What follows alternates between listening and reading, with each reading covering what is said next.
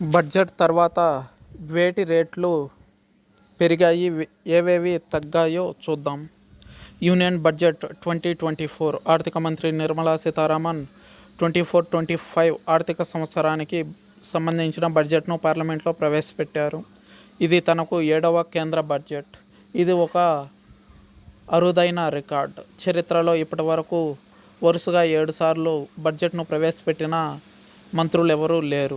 Budget తర్వాత చాలా వస్తువులు చౌకగా, మరికొన్ని ఖరీదైనవిగా మారాయి. బీజేపీ నేతృత్వంలోని ఎన్డీఏ ప్రభుత్వం మొదటి బడ్జెట్ భారతదేశ ఆర్థిక దృక్పథాన్ని రూపొందించడానికి ఉద్దేశించబడింది.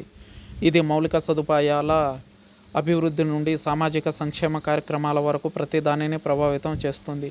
మొబైల్ ఫోన్లు, బంగారం, వెండి, రాగి ధరలను తగ్గిస్తున్నట్లు ఆర్థిక మంత్రి ప్రకటించారు.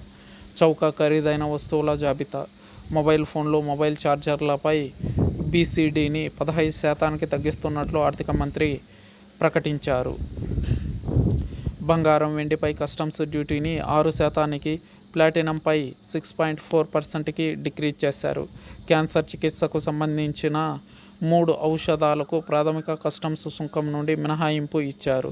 సోలార్ ప్యానెళ్ల తయారీలో ఉపయోగించే మినహాయింపు పొందిన మూలధన వస్తువుల జాబితాను విస్తరించాలని కూడా నిర్మలా సీతారామన్ ప్రతిపాదించారు. అమ్మోనియం నైట్రేట్పై కస్టమ్స్ డ్యూటీని 10%కి, బయోడిగ్రేడబుల్ కాని ప్లాస్టిక్పై 25%కి పెంచాలని ఆర్థిక మంత్రి ప్రతిపాదించారు.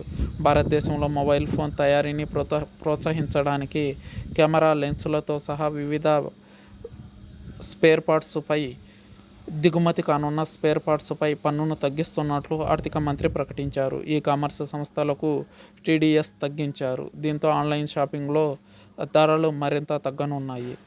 ఫెర్రో నికెల్, బ్లిస్టర్ కాపర్పై ప్రాథమిక కస్టమ్స్ డ్యూటీ తొలగించబడింది.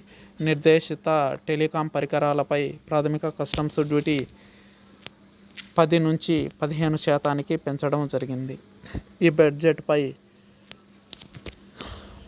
ట్యాక్స్ పేయర్స్కి కొత్త విధానంలో వెసులుబాటు కల్పించారు. అయితే పాత విధానంలో మాత్రం ఎటువంటి మార్పు లేదు, యథావిధిగా ఉంచేశారు. ఈ బడ్జెట్పై మీ అభిప్రాయాలను కామెంట్ రూపంలో మాతో షేర్ చేసుకోండి. ఇన్ఫర్మేషన్ వర్తి అనిపిస్తే మన వీడియోని లైక్ చేయండి, ఛానల్ని సబ్స్క్రైబ్ చేసుకోండి, మాకు సపోర్ట్ ఇవ్వండి.